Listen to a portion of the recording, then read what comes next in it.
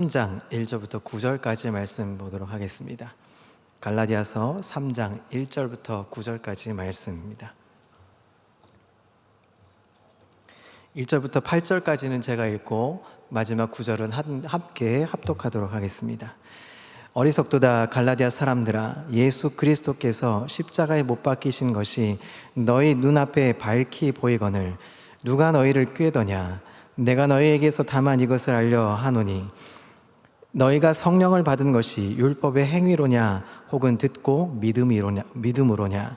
너희가 이같이 어리석으냐? 성령으로 시작하였다가 이제는 육체로 마치겠느냐? 너희가 이같이 많은 괴로움을 헛되이 받았느냐? 과연 헛되냐? 너희에게 성령을 주시고 너희 가운데서 능력을 행하시는 이의 일이 율법의 행위에서냐 혹은 듣고 믿음에서냐? 아브라함이 하나님을 믿음에 그것을 그에게 의로 정하셨다 함과 같으니라. 그런즉 믿음으로 말미암은 자들은 아브라함의 자손인 줄 알지어다.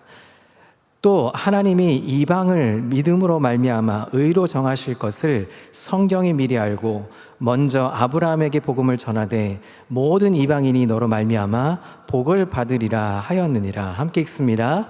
그러므로 믿음으로 말미암은 자는 믿음이 있는 아브라함과 함께 복을 받느니라. 아멘. 할렐루야. 하나님의 은혜와 평강이 삶에 넘치시기를 그리스도의 이름으로 축복합니다. 오늘 우리가 읽은 이 3장의 이야기는 갈라디아 성도들이 신앙의 함정에 빠져가는 모습을 보게 됩니다. 사도 바울이 어리석은 갈라디아 사람들아 하면서 탄식하며 안타까워하는 마음으로 지금 이 편지를 쓰고 있는 것입니다. 우리가 신앙의 여정을 출발하게 되면 끝까지 이렇게 잘 가면 좋겠는데 중간중간 함정에 빠질 때가 많습니다. 예수를 믿는다는 것, 그것은 내가 오늘 예수를 영접했어. 자, 이렇게 영접하면 고백과 동시에 마치 우리가 이제 얼마 안 있으면 추석이 다가오죠. 추석 즈음에 하는 일이 있죠. 추석 열차 예매를 합니다. 하늘의 별따기처럼 막 그 시간 안에 온라인으로 혹은 오프라인으로 가서 예매를 하죠.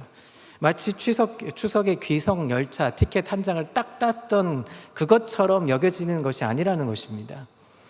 예수를 믿는 것은 총체적인 여정입니다.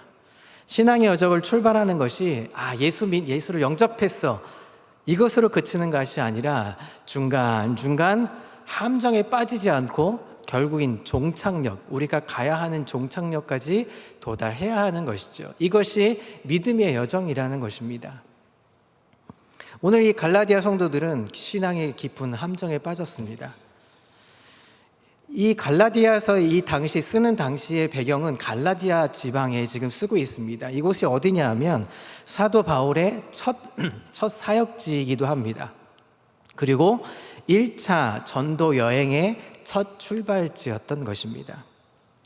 요즘 말하면 어디냐 하면 터키 지방, 이 터키가 이름이 바뀌었다고 합니다. 튀르키예라는 이름으로 지명이 좀 바뀌었는데 지금의 이 터키 지방, 이곳이 지금 갈라디아 지방인데 갈라디아 이방 민족들에게, 이방인들에게 많은 복음이 전해졌고, 그래서 완전한 초신자들의 이제 교회들이 세워집니다. 4개의 교회들, 이 갈라디아 지역에 4개의 교회가 세워집니다. 비시디아 안디옥, 이고니온, 또 루스드라, 또 더베라는 이 4개의 교회가 세워집니다. 이것은 사도행전 13장과 14장에 기록되어 있습니다. 이방인들이 이제 사도 바울의 복음을 두고 정말 기쁘게 하나님을 영접했습니다. 예수님을 구주로 영접하고, 그리고 사도 바울을 정말 귀하게 대접하고 여겼습니다. 그렇게 신앙의 여정들이 출발을 했습니다. 그런데 사도 바울이 갈라디아 4교회를 개척하고 이제 본부교회인 선교센터와도 같은 안디옥 교회로 다시 이제 되돌아갈 때였습니다. 그때 예루살렘 교회에서 온 이들이 다른 복음을 들고 이 초신자였던 이방인 이 초신자들 성도들에게 찾아가서 그들을 흔들고 부추기기 시작합니다. 그리고 내 교회 성도들이 혼란에 빠지는, 함정에 빠지는 일이 생겨났던 것입니다. 갈라디아서 1장을 보면 누군가 다른 복음으로 이들을 교란시켰습니다. 신앙의 함정에 빠진 것이죠. 사도 바울이 이 소식을 듣게 되고 너무나 괴로워하고 힘들어합니다. 공든탑이 와르르 무너지는 것 같은 모습으로 마음이 안타까워했습니다. 이것은 2000년 우리 교회의 역사뿐만 아니라 우리 한국 교회에도 역사 속에서도 이런 신앙의 함정들이 곳곳에 여러 곳에 놓여져 있는 모습을 종종 보게 되죠. 그것은 우리 신앙인들마저도, 지금을 살아가는, 현대를 살아가는 우리 신앙인들도 얼마든지 신앙의 함정에 빠져들 수 있다라는 것을 보여주게 되는 것입니다. 자, 그 함정이 도대체 무엇일까요? 그것은 십자가의 은혜를 잊어버린 것입니다. 어떤 함정이요? 십자가의 은혜를 잊어버렸다 하는 함정에 빠진 것입니다. 이것을 사도 바울이 오늘 뭐라고 얘기하냐면 3절에 이렇게 고백하고 있습니다. 자, 3절을 한번 같이 읽겠습니다. 시작. 너희가 이같이 어리석느냐? 성령으로 시작하였다가 이제는 육체로 마치겠느냐? 성령으로 시작했다는 말이 무엇입니까? 바로 예수님을 믿었다 하는 것입니다.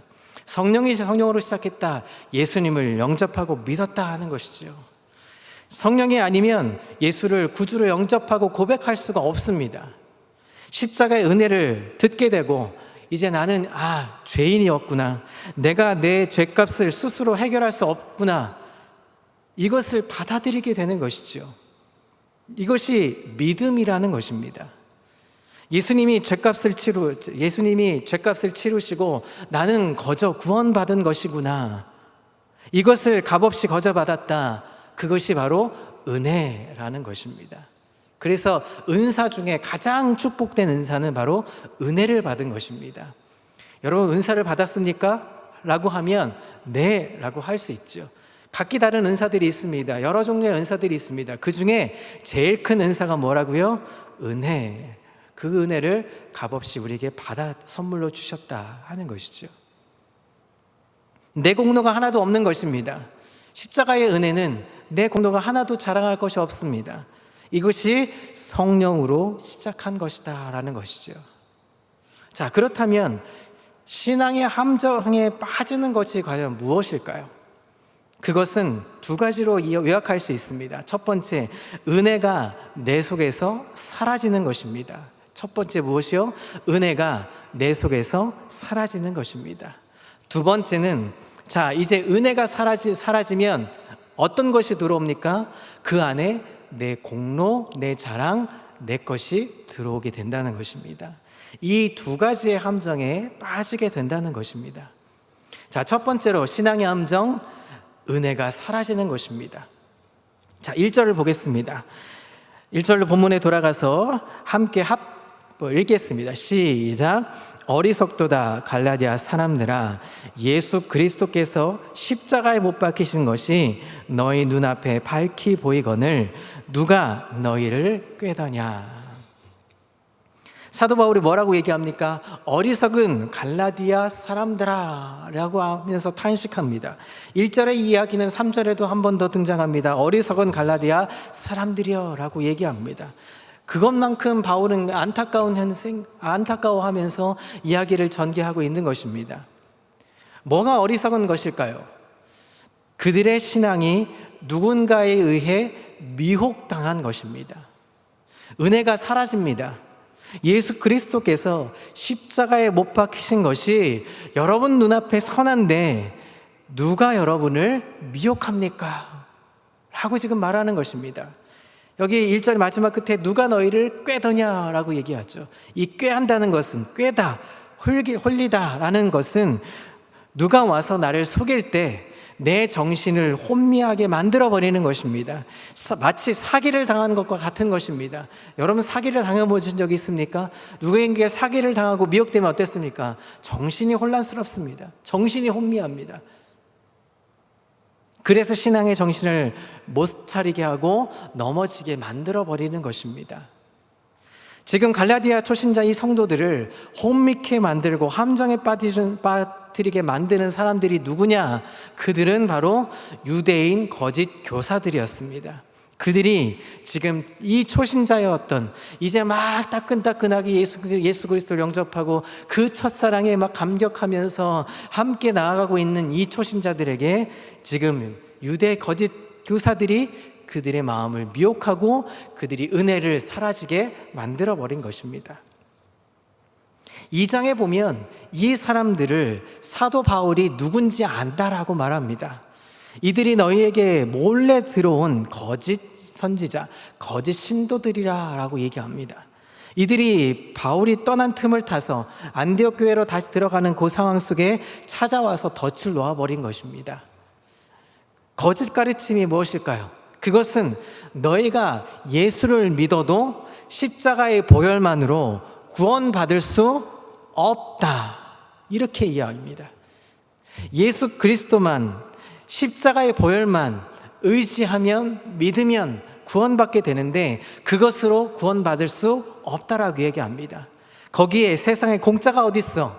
너희가 구원받으려면 너희도 뭔가를 더 해야 돼.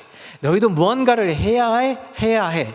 무언가를 해야만 완전한 구원에 이를 수 있어 라고 지금 거짓 유대 교사들이 찾아와서 얘기하고 있는 것입니다. 갈라디아 성도들이 혼란에 빠졌습니다.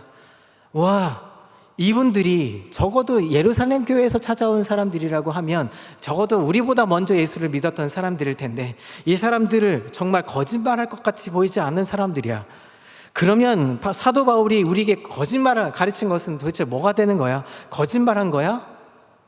라고 생각하는 동안에 그들이 이렇게 말합니다. 예루살렘의 교회에 찾아왔던 사람들이 이렇게 얘기합니다. 사도 바울은 실제로는 12사도의 출신에 포함되지 않아. 그가 혼자 다메섹에서 예수님을 만나서 사도가 됐다라고 주장해. 그런데 그 모든 것은 다 가짜야. 자, 이 성도들이 이제 멘붕이 왔습니다. 멘탈이 나간 것이죠. 두 가지 가르침이 정면으로 충돌합니다. 오직 예수님의 십자가만 믿으면 완전히 우리 죄의 문제는 해결된다. 예수 그리스도만 믿으면 그 십자가의 은혜만 믿으면 된다. 이것은 거저 받은 것이다. 선물로 받은 것이다. 라고 사도 바울이 가르쳐 줬는데 율법주의 선생들은 뭐라고 얘기합니까? 아니야. 어떻게 구원을 거저 받냐? 예수 믿고 우리 유대인들처럼 할례도 받아야 해. 이 사람들이 예루살렘 교회에서 왔고 12사도들이 보냈다고 말하니까 갈라디아 성도들이 완전히 지금 멘붕에 빠져버린 것입니다. 자, 그런데 이들이 갈라디아에서 오기 전에 이미 안디옥 교회에서도 똑같은 함정을 팠습니다. 사도행전 15장 1절에 보면 예루살렘 교회 공의의 기록이 남겨져 있습니다. 이것은 최초의 교리의회였습니다. 교리회의였습니다. 어떤 사람들이 유대로부터 와서 안디옥에서 와서 안디옥 성도들을 가르칩니다. 너희 이방인들아, 너희가 모세율법에 따라 할례를 받지 않으면 구원받을 수 없어. 십자가의 은혜만으로 너희의 구원이 충분하지 않아. 우리처럼 할례를 받아야 해. 그러니까 값없이 거저 은혜로 구원받지 않는다. 이것이 마치 교리처럼 그렇게 내려졌던 것입니다. 십자가의 보혈에 뭔가를 더해야 해 라는 것을 교리처럼 이야기하고 그들이 이제 나아가서 교회들에게 그렇게 얘기했던 것입니다. 자, 그러면 이게 뭐가 됩니까? 은혜만으로 구원받는 것이 아니다. 거저 받는 것이 아니다. 바로 은혜가 되지 않는 것입니다. 은혜가 사라지는 것입니다.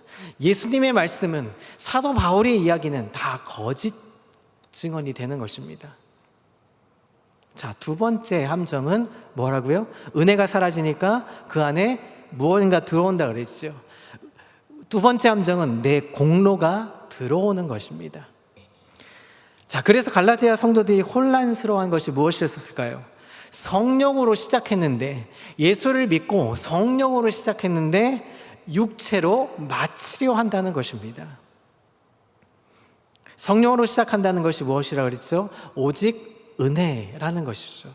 오직 은혜구나 하는 이 믿음이었는데, 육체로 마친다 하는 것은 내 신앙생활에 내 공로가 내 안에 개입되기 시작한다는 것입니다. 내가 구원받은 것은 예수님 십자가의 은혜 플러스 더하기, 내 공로를 거기에 덧붙이게 되는 것입니다. 그래서 내 공로가 들어오게 되는 것이죠. 이것이 오직 믿음으로는 믿음이라는 그 신앙 여정에 함정에 빠지게 만드는 요소가 되었다는 것입니다. 이것이 자기 공로가 되는 것입니다. 자, 그러니까 십자가의 은혜가 떨어지면 그 결과 자동적으로 무엇이 들어오는 것이죠? 내 공로, 내 자랑, 내 수고, 내 것이 들어오게 되어 있다는 것입니다. 이것이 신앙의 함정이고 이것이 율법주의 신앙인 것입니다. 예루살렘에서 온 율법주의 선생들이 이렇게 가르치니까 갈라디아 성도들이 반박을 못하고 지금 혼란스러워합니다. 자, 이러면 교회 안에, 자, 생각해 보십시오. 교회 안에 무슨 문제가 생길까요? 할례를 받은 사람과 할례를 받지 않은 사람, 유대인과 이방인이 한 교회 안에서 차등이 발생된다는 것입니다. 내가 할례를 받았고, 나는 할례를 받았고 너는 할례를 안 받았어. 그러니 너는 내 상에서 함께 식사할 수 없어. 이렇게 되는 것이죠. 할례도 못 받은 주제에 무슨 구원을 받아? 라는 이야기 나오죠. 차별이 생깁니다. 그래서 유대인 신자들은 이방인 신자들과 같이 상에서 밥을 먹지 않았던 것입니다. 1등 신자와 2등 신자, 교회 안에 우열반과 열등반이 생기는 것입니다. 우열반의 가치관은 뭡니까? 나는 이만큼 했어. 그런데 너는 안 했어. 나는 이만큼 헌신했어. 그런데 너는 안 했어. 나는 이만큼 열심히 기도했어. 너는 안 했어. 이런 식으로 신앙생활에 내가 수고한 것, 내가 전도한 것, 내가 힘쓴 것, 내가 헌신한 것, 내 것이 자라나기 시작했다는 것입니다. 내가 교회 안에 한 것을 알아주기를 바라고 교회 앞에 공표해 주기를 바라고, 그거는 이미 신앙의 함정에 빠져 있다는 것을 반증하는 것입니다.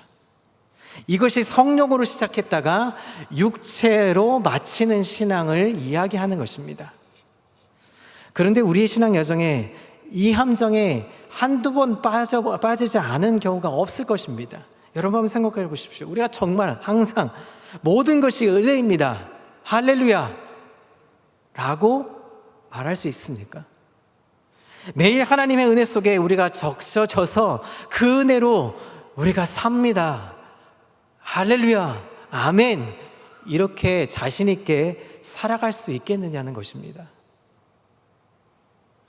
저는 우리가 신앙생활 중에서 이 신앙생활에 신앙의 함정에 너무나 많이 빠지는 모습을 보았고, 저 역시도 그런 함정에 빠질 때가 종종 있다는 것을 발견하게 됩니다. 우리는 얼마나 많이 구원을 받았어. 전도왕은 뭐 계급장처럼 훈장처럼 1등 신자, 내가 교회에 세우는데 얼마나 공을 많이 하는 줄 알아? 그렇게 나의 이야기를 하기 시작하는 것입니다. 지금 갈라디아에서 온 유대인 교사들에게 자기들 공로들 뭐라고 얘기합니까? 할례를 말합니다. 나는 할례 받았다. 나는 이미 할례 받았어. 자기들끼리 지금 자랑하고 있습니다. 십자가의 은혜가 없어진 것입니다.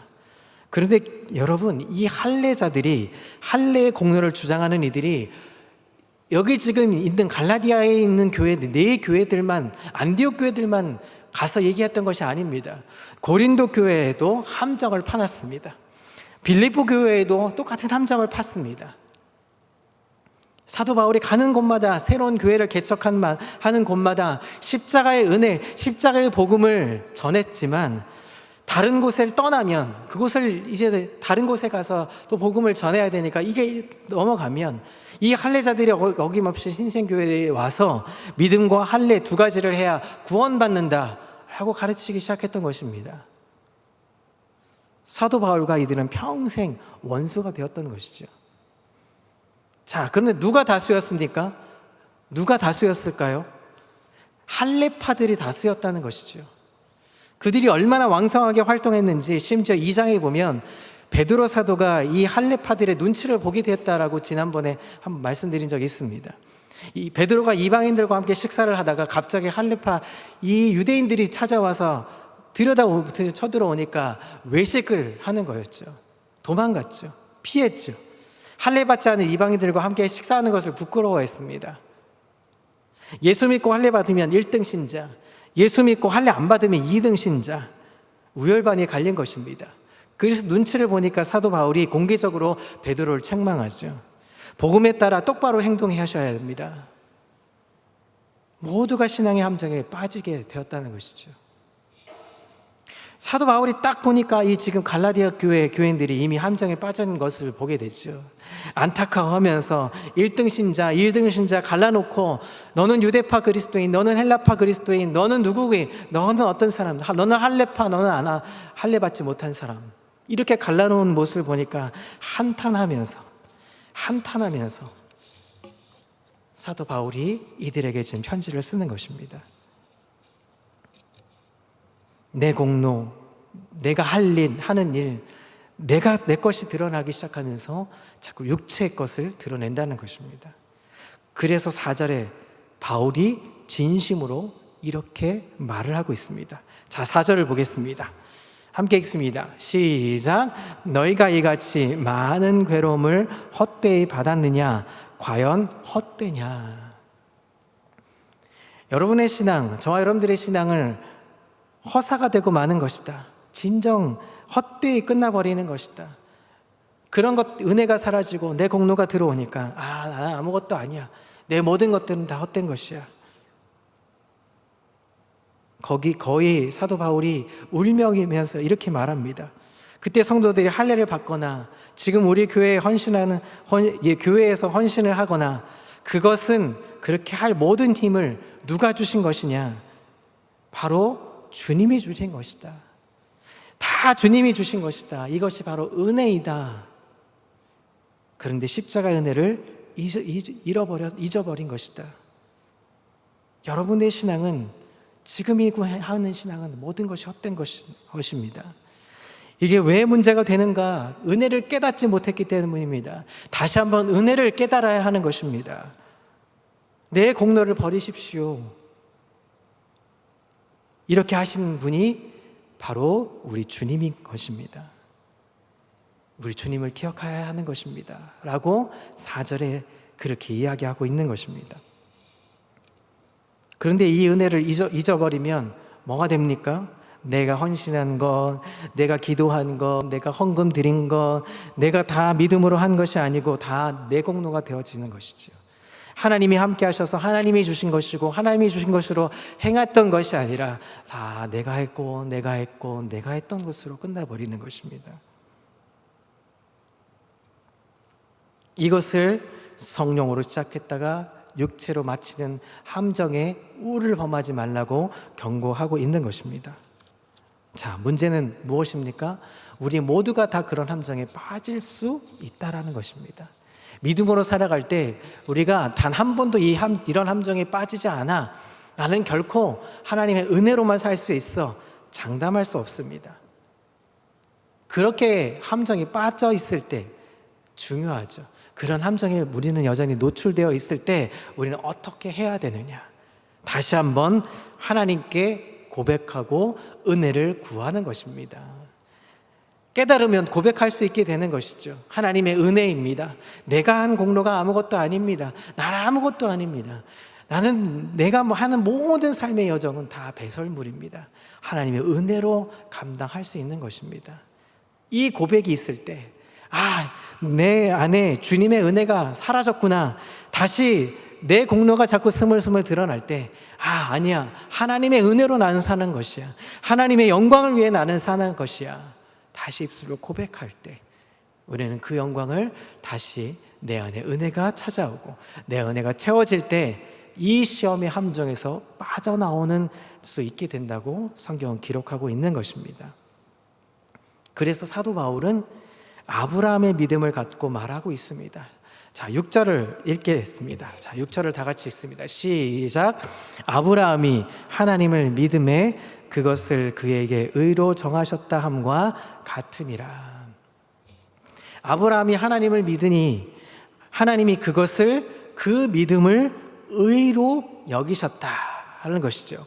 이것이 그 유명한 신학적 이야기가 나옵니다. 이신칭의, 믿음으로 의롭다 하심을 얻었다. 여기서 믿음이 무엇입니까? 아브라함의 믿음은 어떤 것입니까? 하나님이 하신 약속을 믿었다는 것입니다. 창세기 15장에 하나님이 아브라함에게 뭘 약속하십니까? 밤하늘에 별을 세워보라고 얘기하십니다. 아까도 찬양했죠.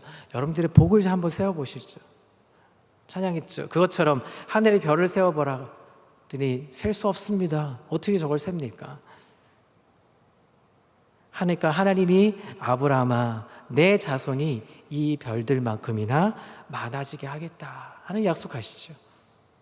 그리고 6절 말씀이 창세기 15장 6절에 했던 말씀을 사도 바울이 인용해주고 있는 것입니다. 이것을 한번 찾아보겠습니다. 똑같은 말씀인데 한 번 더 읽어보겠습니다. 창세기 15장 6절 말씀입니다. 시작. 아브라함이 여호와를 믿으니 여호와께서 그 일을 의로 여기시고, 이렇게 얘기하시고 창세기 17장에 하나님이 아브라함에게 할례를 받으라고 하셔서 아브라함이 할례를 받게 됩니다. 사도 바울이 이 15장과 17장의 순서를 가지고 논증을 합니다. 15장에 아브라함이 75세 때 하나님의 약속을 아브라함이 믿을 때, 믿음은 하나님이 하신 것을 하나님이 하신다는 사실을 믿은 것입니다. 아니, 그 당시에 이루어졌습니까? 아니죠. 한참 뒤에 이루어지는 모습을 보게 되죠. 아브라함은 다 못 보는 것이죠. 그때 그 믿음을 보시고 의롭다 칭해 주셨던 것입니다. 아브라함이 공로가 있습니까? 아무것도 없습니다. 별과 같이 너의 믿음의 사람들이, 너의 후손들이 생길 거야, 이것을 약속으로 믿은 것이지 실제로 이루어졌습니까? 후대에 이루어진 것이죠. 공로가 없습니다. 아브라함이 믿음으로 의롭다 하고 하나님이 선포하실 때 아브라함이 할례를 받았습니까? 그 이전에도 받지 않았습니다. 그가 신앙을 고백했을 때, 그가 믿음으로 수납했을 때, 받아들였을 때 이후에 할례를 받은 것이죠. 그러니까 내가 아무것도 한 것이 없다는 것입니다. 은혜는 내가 아무것도 한 것이 없다라고 고백할 때 이루어지는 것이죠. 사도 바울이 이 신앙의 함정에 빠진 갈라디아 초신자들에게 돌직구처럼 지금 믿음을 이야기하고 있는 것입니다. 믿음으로 구원에 이르는 것이다. 믿음만 가지면 우리에게 은혜로 주시는, 값없이 주시는 은혜를 누리게 되는 것이다. 그 말씀을 해주고 있는 것입니다. 바울은 갈라디아 교회, 네 교회를 너무나 사랑했습니다. 그래서 이 말씀을 전하고 싶은 마음을 가지고 바울이 2차 전도 여행에 이 편지를 전하면서 다시 그 지방을 가보고 싶었습니다.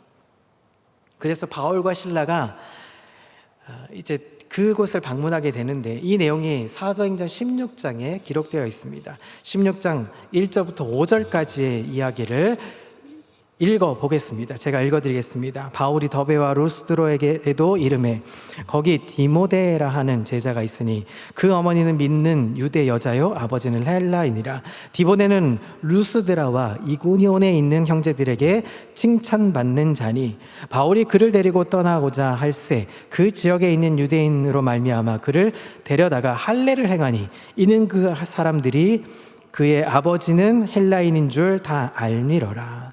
여러 성으로 다녀갈 때에 예루살렘에 있는 사도와 장로들이 정한 규례를 그들에게 주어 지키게 하니. 5절은 함께 읽습니다. 시작. 이에 여러 교회가 믿음이 더 굳건해지고 수가 날마다 늘어가니라. 바울과 실라가 루스드라와 더베에 도착했을 때 디모데를 만납니다. 어머니 유네게와 할머니 로이스, 이 가정을 중심으로 루스드라 성도를 만나게 됩니다. 놀랍게도 루스드라 교회가 다시 이 복음을 들고 만나고 바울을 만나서 격려를 받고 은혜를 체험하고 다시 일어나게 되는 모습을 보게 됩니다. 그리고 여기에 중요한 사람 청년 디모데를 만나게 되죠. 루스드라의 청년 디모데, 그리고 더베의 청년 가이오, 이들이 바울의 복음을 듣게 되고 오직 믿음으로, 오직 하나님의 은혜, 오직 이 신앙에 지켜야 한다는 것을 깨닫게 되는 것이죠. 그리고 갈라디아 네 교회의 성도들을 격려하고 응원해 주는 모습을 보게 됩니다. 자, 그렇게 되고 그렇게 되어서 어떻게 봤습니까? 자, 5절을 우리 읽은 5절을 우리에게 중요한 힌트를 주십니다. 자, 5절 한 번 더 읽습니다. 시작. 이에 여러 교회가 믿음이 더 굳건해지고 수가 날마다 늘어나리라. 은혜가 다시 회복하니까 신앙의 함정에 빠졌지만 그것을 뛰어넘어서 다시 은혜를 구하고 은혜를 간구하니까 어떻게 됩니까? 성령이 시작하니까, 성령이 역사하시니까 다시 믿음이 굳건해지고 그 교회의 성도 수가 더 늘어났다라고 고백하고 있습니다. 사랑하는 성도 여러분, 이제 말씀을 정리해 보려고 합니다. 내 안에 혹 은혜가 사라졌다 하는 생각이 들 때가 있으십니까? 여러분의 신앙 상태가 혹여 내 은혜가 떨어지고 내 공로, 내가 한 것, 내 기도, 내 것, 내라는 이 단어가 계속 나를 사로잡고 있다면 여러분 함정에 빠진 것입니다. 그 함정에서 빨리 나올 수 있는 방법이 무엇입니까? 이거 모두가 다 주님의 은혜구나. 십자가의 은혜는 값없이 주어지는 것이구나. 내가 이거 했다가 중요한 것이 아니라 하나님이 나에게 값없이 주시는 것이구나. 이것이 바로 은혜이구나. 다시 한번 십자가의 은혜를 다시 한번 고백할 수 있기를 그리스도의 이름으로 소망합니다. 그렇게 할 때 하나님이 우리에게 놀라운 은혜로 다시금 샘솟듯 믿음이 굳건해지고 우리뿐만 아니라 내 주변에 있는 것들이 변화되기 시작한다는 것을 성경 고백해주고 있는 것입니다. 아이를 키울 때도 마찬가지입니다. 아이를 키울 때 아이가 키우는 모든 과정들은 다 하나님이 함께 하시는 것이구나. 내가 비록 열심히 돕고 있지만 하나님이 함께 해주시는 거구나. 하나님이 함께 하셔서 이 아이를 키워가는 것이구나. 할 때 하나님이 주신 은혜를 맛볼 수 있게 되는 것입니다.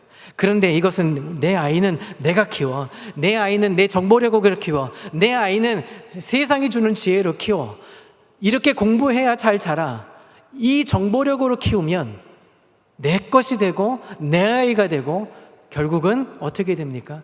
결국은 하나님의 공로가 아니라 내 것으로 자라게 된다는 것입니다. 사업은 어떻습니까? 일은 어떻습니까? 오늘까지 된 것이 다 하나님의 은혜입니다. 오늘 저녁 때 퇴근했을 때 이 모든 일들을 감당할 수 있던 것은 다 하나님의 은혜입니다 라고 고백할 수 있는 것이어야 합니다. 내 사업장, 내 직원들, 내가 투자했던 투자자들, 만났던 사람들, 이 모든 것들, 이 건강들, 내 모든 여건들 다 주님의 은혜입니다 라고 고백할 수 있을 때 하나님이 그 영광을 받으시는 것입니다. 그 고백이 사라지면 내 직장, 내 가정, 내 건강, 내 것으로 변질되기 쉽다는 것을 여러분 꼭 기억할 수 있는 귀한 밤이 되기를 소망합니다. 그래서 무엇을 고백해야 됩니까? 오직 은혜, 오직 말씀, 오직 하나님, 오직 예수 그리스도를 선포할 수 있는, 고백할 수 있는 삶의 여정이 되시기를 그리스도의 이름으로 축복합니다. 그래서 성령으로 시작했는데 육체로 끝나는 것이 아니라 성령으로 시작했으면 어떻게 됩니까? 성령으로 계속 불릴 듯 일어날 수 있는, 그걸로 주님 오실 때까지, 주님이 부르시는 그날까지 내가 성령으로 끝까지 불릴 듯 이 사역을 감당할 수 있는, 이 삶의 여정을 갈 수 있는, 신앙의 함정을 뛰어넘어서 은혜로 도약할 수 있는 저 여러분 되시기를 그리스도의 이름으로 축복합니다. 함께 우리 말씀을 생각하면서 우리 찬양, 우리 마지막 아까 우리 예배 전에 불렀던